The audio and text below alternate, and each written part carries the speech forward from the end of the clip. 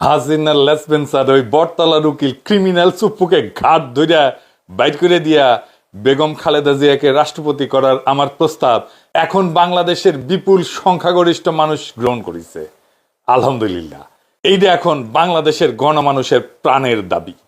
জুলাই বিপ্লবের অসমাপ্ত কালো অধ্যায়ের সমাপ্তি এভাবেই করতে হবে। চুপ্পুকে যে যাইতেই হবে এ বিষয়ে আর কোনো দ্বিমত নাই। এ বিষয়ে এখন একটা জাতীয় ঐক্য প্রতিষ্ঠিত হয়েছে। আগামী 5ই আগস্টের মধ্যে যত দ্রুত সম্ভব বাকশালী রয়ের প্রশিক্ষণপ্রাপ্ত এস আলমের লেসপেন্সার খুনি হাসিনার পদধূলি নিতে না পারার বেদনায় আর্ত ক্রিমিনাল চুপ্পুকে লাথি দিয়া বঙ্গভবন থেকে তাড়াইয়া দেওয়া হবে। একজন জেনারেল ছিল, হাসিনার পায়ে হাত দিয়া কদমবুসি করত, আর তারে বলা হয় কদমবুসি জেনারেল। একজন রাষ্ট্রদূত আছে, নাম আর কইলাম না, এখনো আছে, সেও কদমবুসি রাষ্ট্রদূত। চুপ্পু হইতেছে কদমবুসি রাষ্ট্রপতি। এইরকম হাসিনা হাজারো কদমবুসি পদবি দিছে বিভিন্ন জনকে। বাংলাদেশে কদমবুসিকে একটা আনুগত্যের পলিটিক্যাল কালচার বানায় ফেলছিল হাসিনা। দেখেন শিরিন শারমিন শপথ নিয়ে কদমবুসি করিচ্ছে। নৈশ ভোট, দামি ভোটের পরে হাসিনার জাউরার তথাকথিত এমপি গুলা কদমবুসি করত। হাঙ্গেরে নুরুল হক নুরো কদমবুসি বিরোধী দলের নেতা। হ্যাঁ, এডিটর সাহেব, আপনি খালি গুগলে সার্চ দেন প্রধানমন্ত্রীকে পায়ে হাত দিয়ে সালাম, দেখেন কত নিউজ আসে, দেখিছেন? আর কত ছবি আসে দেখেন। এই পায়ে হাত দিয়ে সালাম করাটা আসলো কোত্থেকে? ব্যক্তিগতভাবে আমার কাছে মুরব্বীদের পায়ে হাত দিয়ে প্রণাম করাটা সহি, কারণ এটা হিন্দু কালচারে এটা আছে, এটা ফাইন, সুন্দর। নিজ ধর্মের কালচার অনুসরণ করাটা তো ভালোই, যে করবে, যার ধর্মের কালচার অনুসরণ করবে, যেভাবে সে শিখে আসছে, যেভাবে সে বড় হয়েছে সেটা সে অনুসরণ করবে, এটা অসুবিধা নেই। কিন্তু একজন মুসলমানকে এইভাবে পায়ে হাত দিয়ে সালাম করতে পারে? আমি জানি না, জানতাম না, তো আমি সার্চ দিলাম, হ্যাঁ, খোঁজ করলাম, দি সার্চ। হ্যাঁ, তো আহমেদুল্লাহ হুজুর সাহেবের একটা ভিডিও পেলাম, এটা হ্যাঁ আপনারা ওনারা খুবই পছন্দ করেন, আমিও করি। ওনার ধর্মীয় কাজ তো আছেই, পাশাপাশি উনি যে বিশাল সামাজিক কাজগুলা করেন অসাধারণ, সেইগুলা মুগ্ধ হওয়ার মতো। দেশে গেলে ওনার কাজগুলো দেখতে যাব, কোথাও যদি আমার কোনো সাহায্য লাগে, যদি আমি করতে পারি তাহলে কৃতজ্ঞ থাকবো। যাই হোক, তো উনার একটা ভিডিও আছে, আমরা সবাই মিলে দেখি উনি কি বলেন। হ্যাঁ, শুনেন। এরপরে প্রশ্ন হলো, আমরা বাবা মা হুজুর স্যার ওনাদের পায়ে ধরে সালাম করার জন্য বলে, এগুলো ইসলামের বিধান কি? ও আমার বাবা মা, অনেক বাবা মা সন্তানকে বলে, এই তোর স্যারকে পা ধরে সালাম কর, তোর শাশুড়ি পা ধরে সালাম কর, তোর শ্বশুর পা ধরে সালাম কর, এরকম বলে না? আমার একটা ছোট্ট প্রশ্ন আছে, সেটা হলো সালামের দুইটা পার্ট, একটা হলো সালাম দেওয়া আর একটা হলো সালামের জবাব দেওয়া, ঠিক না বেঠিক? কোরআনে আল্লাহ তাআলা বলেছেন, ইযা হুয়িতুম বিতাহিয়াতিন ফাহাইয়ু বিআহসানা মিনহা আও রুদ্দুহা। কেউ যদি তোমাকে সালাম দেয়, যতটুকু বলে সে সালাম দেয়, তুমি তার চাইতে আরো একটু বাড়ায় বলবা। সে যতটুকু দোয়া দেয় তুমি তার চাইতে একটু বাড়ায় দিবা। এখন মনে করেন আপনি আপনার শ্বশুরের পাও ধরে সালাম করলেন। সালাম যদি হয় পাও ধরে সালাম করা, তাহলে শ্বশুরের সালামের কি দিতে হবে? জবাব। তাহলে শ্বশুর কি ধরবে? বুঝেন নাই কথা? কথা বুঝেন নাই? সালাম দিলে সালামের জবাব দেওয়া ওয়াজিব। সালাম দিলে সালামের জবাব দেওয়া কি রে ভাই? ওয়াজিব। এখন সালামের জবাবে আল্লাহ বলছেন, যতটুকু দিয়ে সালাম দিবে জবাবে তার চেয়ে একটু এক কাঠি আগে থাকতে হবে, বাড়াইয়া দিতে হবে। হ্যাঁ, আসসালামু আলাইকুম বলছে, তুমি জবাবে বলবা আসসালামু আলাইকুম ওয়া রাহমাতুল্লাহ। কেউ আসসালামু আলাইকুম ওয়া রাহমাতুল্লাহ বলছে, তুমি জবাবে বলবা ওয়া আলাইকুম আসসালাম ওয়া রাহমাতুল্লাহি ওয়া বারাকাতুহু। একটু বাড়ায় বলা উত্তম, কমপক্ষে অতটুকু। তাহলে এবার আপনি আপনার শ্বশুরকে পাও ধরে সালাম দিলেন, আব্বার সালাম, আপনি শ্বশুর মানুষ, ওনাকে সালাম দিলেন পাও ধরে। এবার সালাম, শ্বশুরের সালাম দিলে সালামের জবাব দেওয়া লাগে না? তাহলে শ্বশুর কিভাবে জবাব দিবে বলেন? আল্লাহ বলছেন সালাম যতটুকু দিয়ে দাও ততটুকু দিয়ে ফেরত দাও, অথবা তার চেয়ে বাড়ায় দাও, না পারলে অতটুকু দাও। তাহলে শ্বশুর কমপক্ষে আপনার পাও ধরতে হবে, আর বাকি এর চাইতে আর নিচে নামবে কোথায়? পায়ের নিচে তার কিছু নাই, ঠিক না বে ঠিক? তাহলে বোঝা গেল এটা কোনো সালাম না। সালাম হবে মুখে ভাই, সালামের সাথে পায়ের কি সম্পর্ক? যদি পাও দিয়ে সালাম দেন তাহলে জবাব দেওয়ার কোনো রাস্তা থাকবে না। আপনি পাও ধরে সালাম দিলেন, শ্বশুর একটা উষ্টা মেরে আপনারা জবাব দিলে কেমন হবে? যে বেটা এটা কোনো সালাম হইলো? আমার কথা বুঝেন না আপনারা?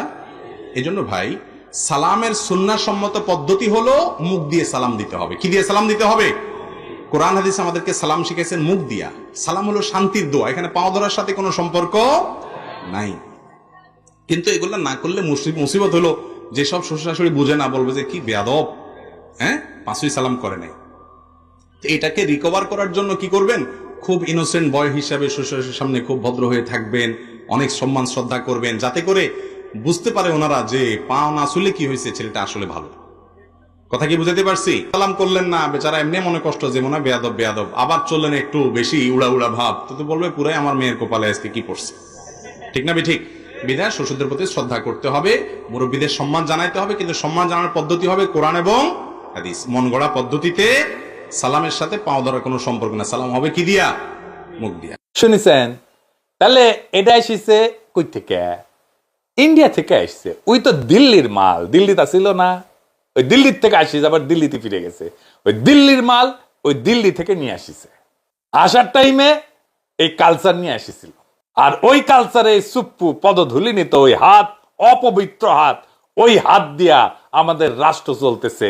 সুপ্পু ওই হাত মুসকো দে দাও ঠাকুর, তোর ওই হাত আমি কায়রা নিমু। যাই হোক, আমার ওই এপিসোডের পরে অনেকগুলো প্রশ্ন আসিছে, তো এগুলো নিয়ে একটু আলাপ করি, আসেন। কেউ কেউ বেগম জিয়াকে প্রেসিডেন্ট পদে অধিষ্ঠিত করা নিয়ে প্রশ্ন তুলছেন। প্রধানত তিনটা বিষয় উপস্থাপন করেছেন। প্রথমত বলছেন উনি শারীরিকভাবে অসুস্থ। দ্বিতীয়ত তিনি দলীয় প্রধান, বিধায় তার অধীনে সুষ্ঠু নির্বাচন করা সম্ভব কিনা। তৃতীয়ত খুব অল্প সংখ্যক লোক বলতেছেন তারা নারী প্রেসিডেন্ট মাইনা নিতে পারতেছেন না। আমি কনসার্নগুলো আমলে নেওয়ার পক্ষে, আসেন একটা একটা করে আলাপ করি।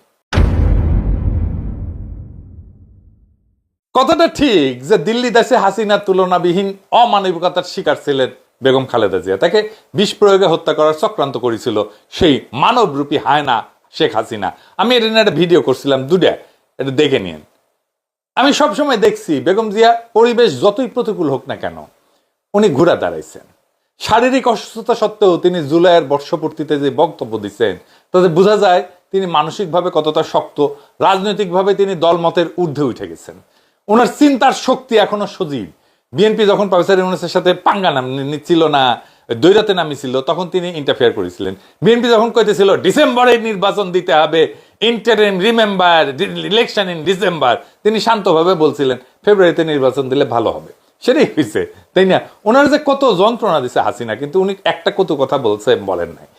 এমন গ্রেসফুল রাষ্ট্রনেতা মুরব্বীরা দেখছেন জিয়াউর রহমানকে, কিন্তু আমাদের জেনারেশন বা আমাদের পরের জেনারেশন তো দেখে নাই এরকম গ্রেসফুল নেতা। এতে বোঝা যায় তিনি রাষ্ট্রপতির পদে সম্পূর্ণভাবে ফিট। বেগম জিয়ার, এটা সত্য, বেগম জিয়ার শারীরিক অসুস্থতা সম্পূর্ণ কাটে নাই, এটা ঠিক। কিন্তু আপনি সেটা তুলনা করেন দিল্লি দাসী হাসিনার অবর্ণনীয় মানসিক অসুস্থতার সাথে। হাসিনা তো আর মানসিকভাবে মানুষের পর্যায়ে ছিল না, সে হিংস্র পশু হয়ে গেছিল। চিন্তা করে দেখেন, আমরা তার আন্ডারে 16 বছর কাটাইছি, তাই না? দেশটাকে সে কারাগারের কসাইখানা বানাইছিল। বাংলাদেশের স্বাধীনতা, সার্বভৌমত্ব, আঞ্চলিক অখণ্ডতা, জাতীয় মর্যাদা ভারতের পদতলে বিসর্জন দিছিল। আর যাই হোক, বেগম জিয়া সারা জীবন এই ভারতের সম্প্রসারণবাদ এবং আধিপত্যবাদের বিরুদ্ধে আপোষহীন লড়াই করে গেছেন।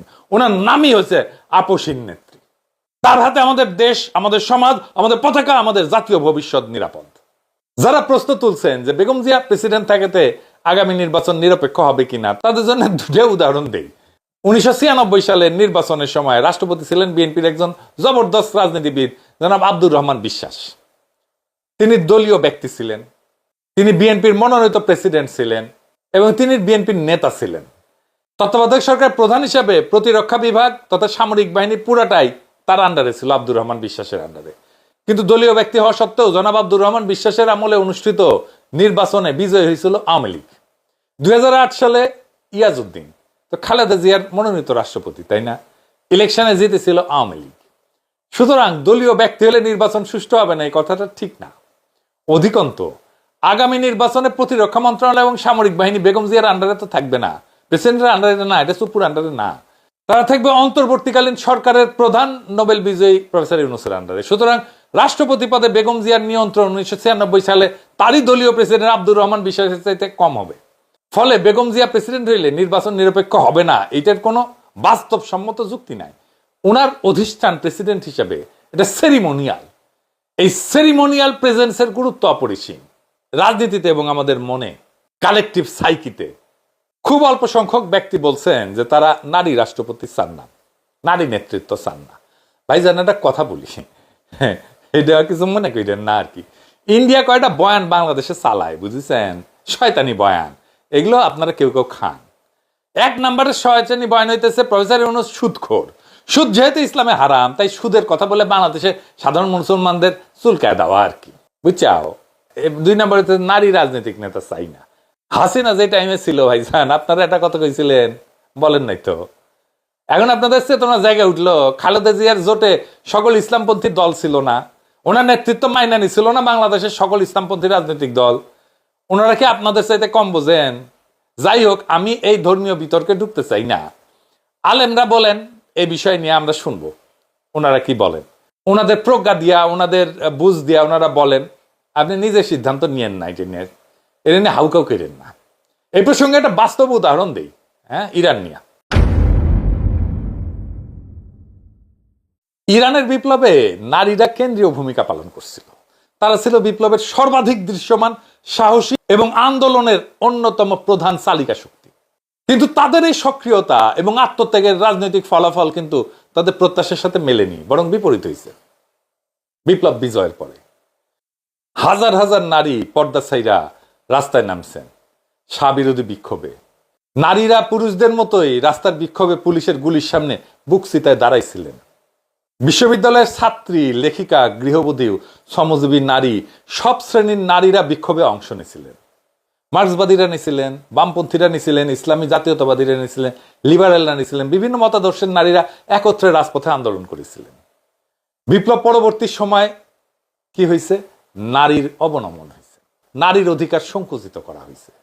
যেই নারীদের সক্রিয়তা বিপ্লবের সফলতায় ছিল অপরিহার্য, বিপ্লব বিজয়ের পরে তাদেরকেই পেছনে ঠেলে দেওয়া হয়েছে, যেন তারা শত্রু। এখন এই প্রশ্ন উঠছে যে ইরানের নারীরা যে বিপ্লবকে নিজেদের রক্তে রাঙাই দিছিল, সেই বিপ্লব কি তাদের বিরুদ্ধে ব্যবহৃত হয়েছিল? হ্যাঁ, এইটাই ইতিহাসের একটা নির্মম ট্র্যাজেডি। ইতিহাসে বহুবার দেখা গেছে মহিলারা যখনই রাজনৈতিক আন্দোলনে সক্রিয় হন, তারা বিপ্লবের সময় থাকেন অগ্রভাগে, কিন্তু সাফল্যের পরে পেছনের সারিতে তাদেরকে ঠেলে দেওয়া হয়। একই ঘটনা ঘটছে বাংলাদেশে। হাসিনার বিরুদ্ধে সবচেয়ে সাহসী ভূমিকা রাখছে, রক্ত দিছে, সহযোদ্ধাকে রক্ষা করছে নারীরা, বাংলাদেশের নারীরা, মায়েরা আর বোনেরা। তারা আর বিপ্লবের বিজয়ের পরে তাদের সাথে অমানুষের মতো আচরণ করা হইতেছে। বিপ্লব পরবর্তী সরকার এর কারণেও দুর্বল হয়েছে, কারণ নারীরা মুখ ফিরাই নিছে। আপনি জনগোষ্ঠীর অর্ধেক অংশকে প্রতিপক্ষ বানায় কোনো লড়াই জিততে পারবেন না, জীবনেও পারবেন না। আমরাও পারতাম না হাসিনাকে হটাইতে, নারীরা পথে নেমে না আসলে। ইসরায়েল যে হামলা করলো ইরানে, সেও ইরানের নারীদের খুব কাজে লাগাইছে।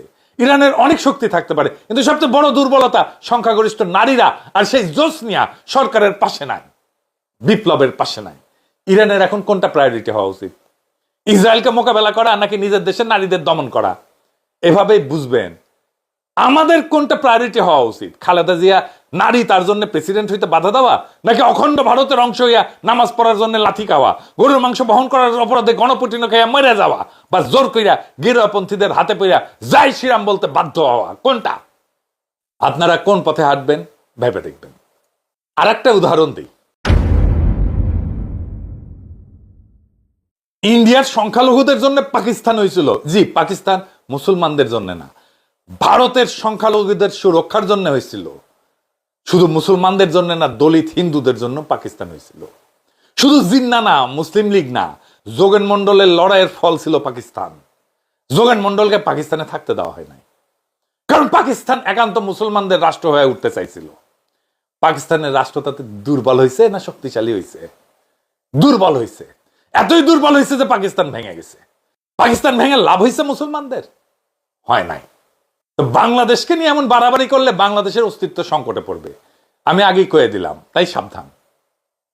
আবার কেউ কেউ রাষ্ট্রপতি পদে আমাদের শ্রদ্ধেয় আমার দেশের পত্রিকার সম্পাদক মাহমুদুর রহমান কথা বলছেন। আমি ওনার সাথে কথা না বললেই 100% নিশ্চিত, আপনারা যদি মাহমুদ ভাইয়ের কাছে গিয়ে জিজ্ঞেস করেন বাংলাদেশের রাষ্ট্রপতি কার হওয়া উচিত, উনি নিজেই বেগম জিয়ার নাম প্রস্তাব করবেন। উনি নিজে, হ্যাঁ, আমি তো ওনারে চিনি, উনি নিজেই করবেন।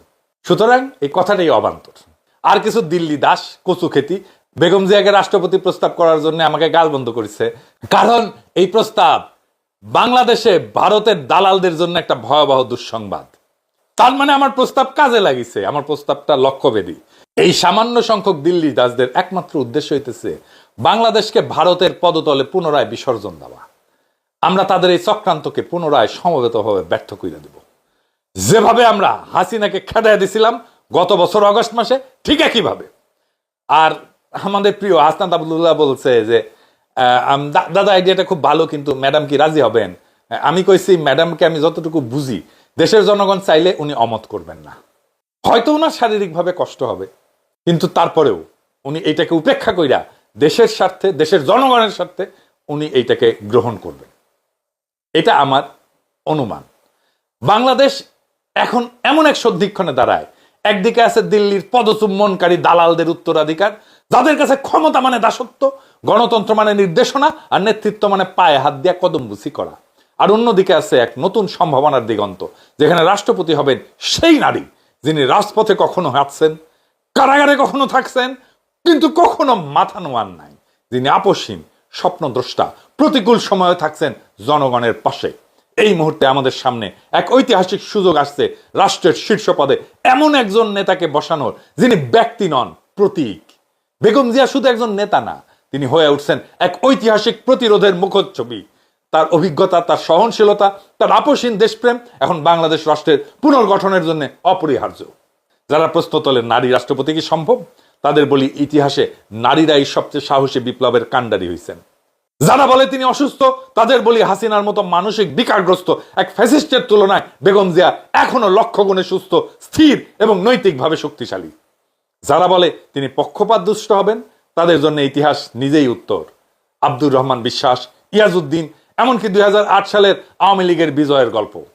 আর যারা এই প্রস্তাবকে ব্যঙ্গ করে, গালাগাল দেয়, তারা আসলে আমাদের ভয় পায়। তারা খালেদা জিয়াকে ভয় পায়।